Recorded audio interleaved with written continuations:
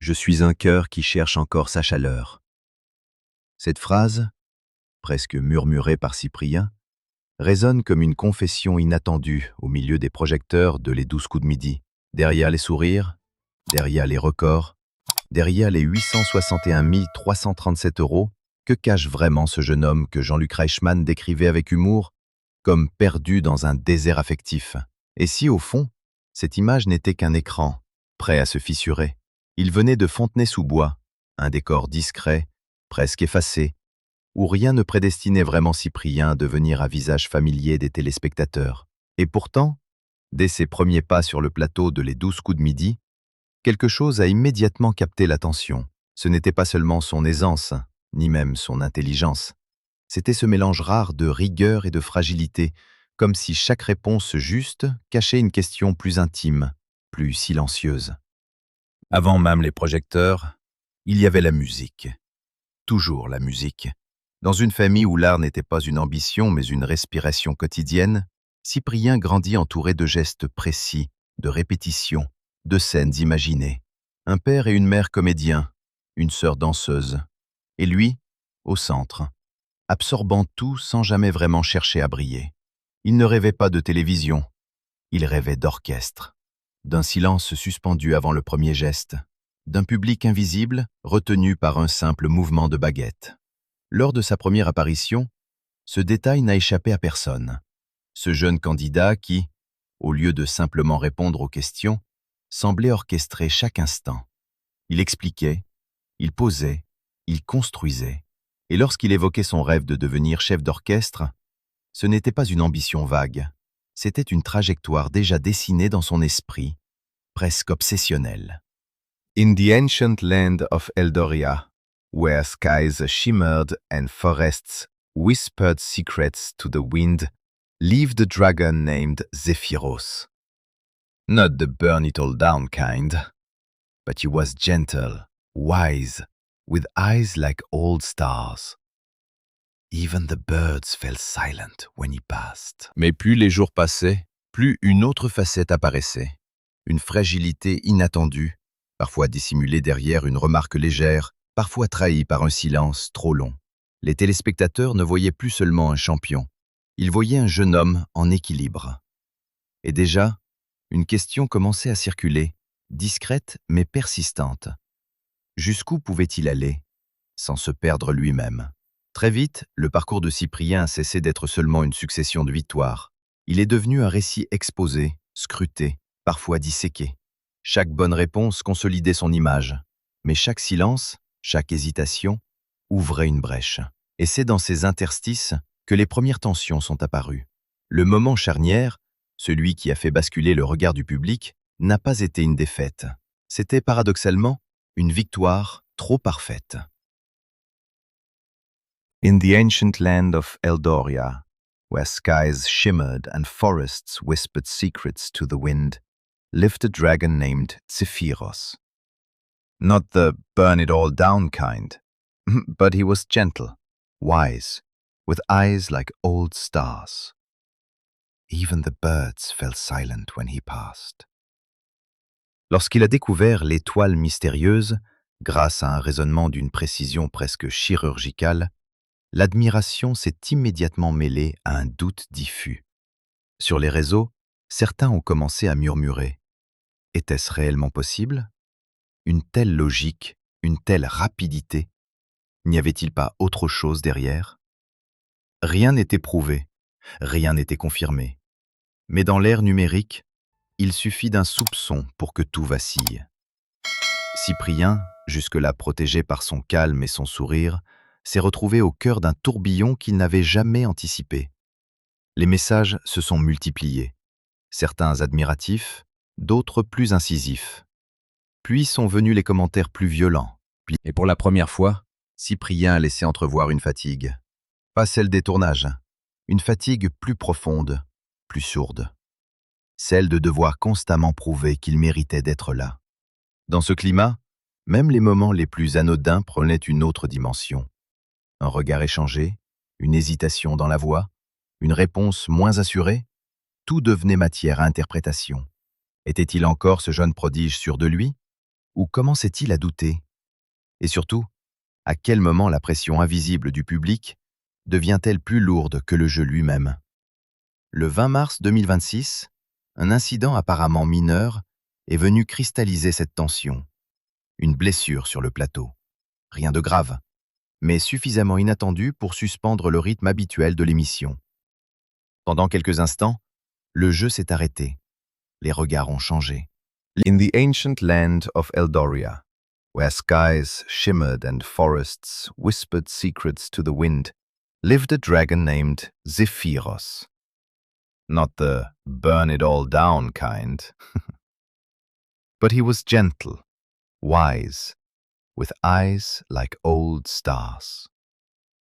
Even the birds fell silent when he passed. C'est dans ce climat déjà fragile qu'un moment inattendu est venu surprendre tout le monde. Le 19 avril 2026. Une date anodine en apparence, mais qui allait marquer un tournant dans la perception du public. En plein direct, dans cette mécanique bien huilée de Les 12 coups de midi, Cyprien a brisé, l'espace d'un instant, le cadre invisible qui régit ce type d'émission. Face à une jeune femme présente sur le plateau, amie d'un adversaire, il a fait ce que peu auraient osé. Une demande simple, presque maladroite. Un numéro de téléphone. Un geste spontané, inattendu, presque désarmant dans sa sincérité. Le public a ri, l'animateur Jean-Luc Reichmann a plaisanté. Mais derrière cette légèreté apparente, une autre lecture s'imposait. Était-ce une plaisanterie? Un moment de télévision? Ou une faille assumée dans l'image qu'il donnait jusqu'ici? Depuis des mois, Cyprien répétait être un cœur à réchauffer. Une formule devenue presque signature. Mais ce jour-là, pour la première fois, cette phrase a cessé d'être une idée abstraite. Elle s'est incarnée, brutalement, publiquement. Certains y ont vu une preuve de naturel, une fraîcheur rare dans un univers souvent trop contrôlé. D'autres, plus sceptiques, ont interprété ce geste comme une tentative de détourner l'attention, de reprendre le contrôle du récit après les critiques et les soupçons. Dans un contexte déjà chargé, chaque détail devenait suspect, même l'authenticité. Mais au-delà des réactions, une question plus intime se dessinait. Pourquoi maintenant? Pourquoi ce besoin soudain de briser la distance, de créer un lien, même fugace?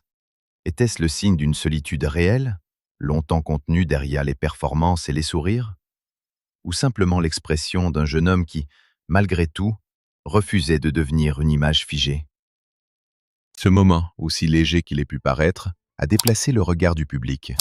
Cyprien n'était plus seulement observé pour ses réponses, il était observé pour ce qu'il révélait, consciemment ou non, de lui-même. Et dans cette exposition nouvelle, plus intime, plus fragile, une tension silencieuse continuait de grandir. Car derrière ce geste, derrière ce sourire presque timide, une autre réalité commençait à affleurer, celle d'un parcours qui approchait peut-être de son point de bascule. Et si ce moment, en apparence anodin, n'était en réalité qu'un signal, annonçant une décision déjà prise, mais encore tue. À mesure que les jours s'accumulaient, quelque chose d'invisible gagnait du terrain. Pas une chute, pas une rupture brutale, mais une lente dérive intérieure. Cyprien continuait d'enchaîner les émissions, de maîtriser les questions, de contenir les regards. Pourtant, derrière cette constance presque irréprochable, une fatigue nouvelle s'installait, plus profonde que ces létournages répétés. Ce qui pesait le plus n'était plus le jeu, c'était le regard des autres. Les accusations n'avaient jamais été officiellement confirmées, mais elles avaient laissé une trace, insidieuse, persistante. Sur les réseaux, certains continuaient à questionner la légitimité de ces performances, à suggérer des arrangements, à insinuer l'existence de mécanismes cachés. Rien de tangible, mais suffisamment pour fissurer la confiance. Cyprien, lui, n'a jamais choisi la confrontation. Il n'a pas cherché à répondre frontalement. Il a absorbé, silencieusement. Mais à quel prix? Dans un entretien accordé à toute la télé, il avait pourtant posé les mots avec une clarté désarmante. « Le bonheur ne dépend pas d'un couple, disait-il. Chacun peut exister pleinement sans répondre à une norme affective. » Une déclaration presque philosophique, presque détachée. Et pourtant, cette posture semblait parfois contredite par d'autres signaux. par cette façon de se définir comme un cœur en attente, par ce geste, ce fameux 19 avril, où il avait tenté de créer un lien en direct, comme si deux vérités coexistaient en lui, l'une rationnelle, construite, l'autre plus instinctive, plus vulnérable. Dans ce contexte, la figure maternelle prenait une place singulière. Claudie, évoquée avec une tendresse constante, devenait presque un point d'ancrage, une présence rassurante dans un univers où tout pouvait basculer du jour au lendemain. Jean-Luc Reichmann lui-même n'avait pas hésité à plaisanter. La fan de sa vie aujourd'hui, c'est sa mère. Une phrase légère, mais qui révélait une réalité plus profonde, celle d'un attachement fort, presque protecteur. Mais pouvait-on rester éternellement dans cet équilibre? Entre exposition médiatique et refuge intime, entre admiration et soupçon, plus le parcours avançait, plus cette question devenait pressante. Et surtout, une autre inquiétude apparaissait, plus silencieuse encore. Jusqu'où pouvait-il continuer sans perdre ce qui faisait sa singularité? Les signes étaient là, discrets mais réels.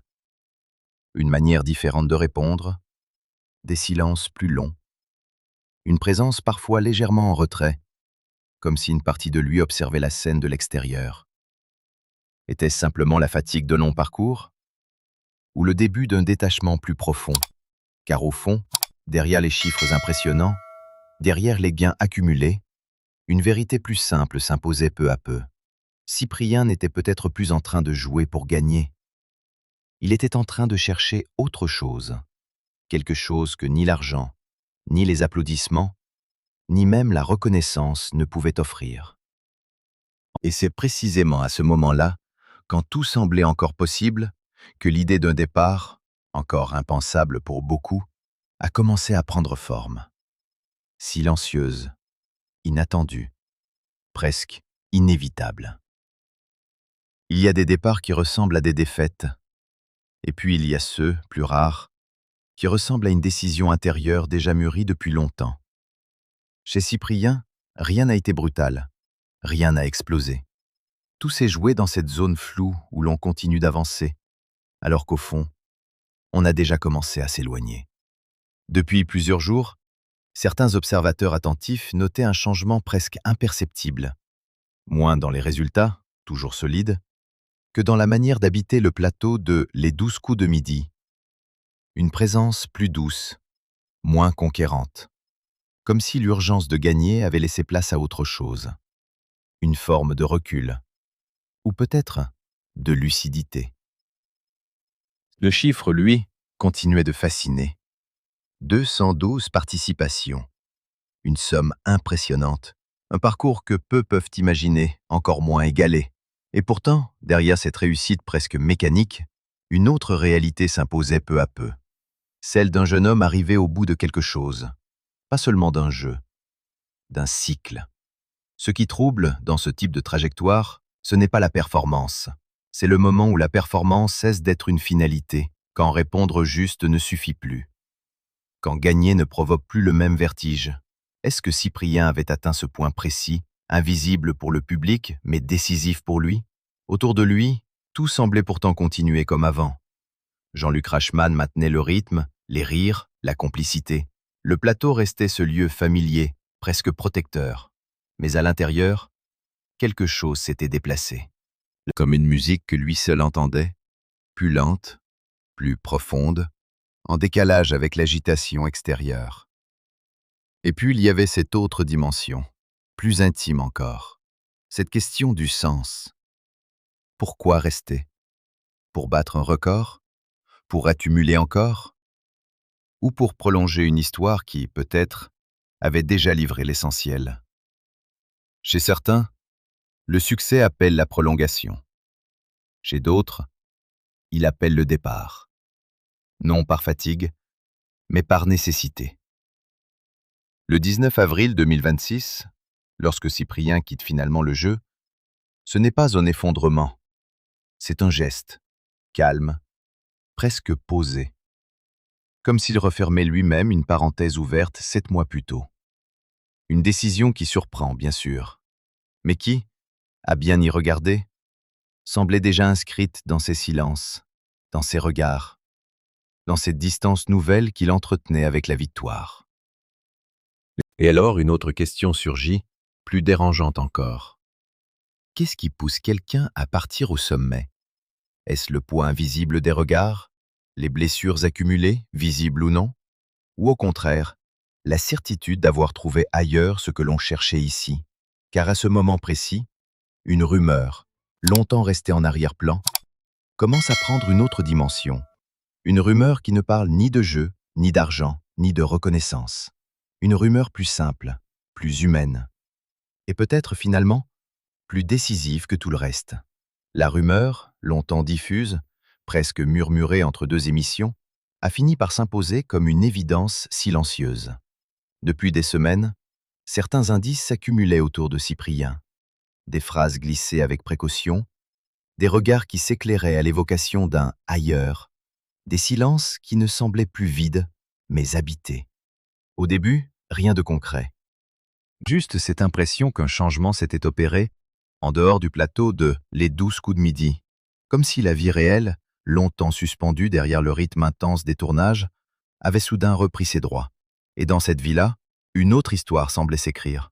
Ce qui frappe, dans les confidences de Cyprien, c'est leur évolution. Lui qui affirmait avec lucidité que le bonheur ne dépendait pas d'une relation, qu'il n'était pas nécessaire d'être en couple pour exister pleinement, laissait désormais entrevoir une nuance. Pas une contradiction, une transformation. Comme si cette conviction, autrefois protectrice, s'était peu à peu ouverte à une possibilité nouvelle. Et puis, il y avait ce détail qui, à lui seul, disait beaucoup. Son admiration pour Gracie Abrams, une figure qu'il décrivait non seulement pour son talent, mais pour une forme de sensibilité, de douceur, presque de fragilité assumée. Était-ce simplement une admiration artistique, ou le reflet d'un idéal plus intime, plus personnel? Une projection peut-être de ce qu'il cherchait sans encore oser le formuler?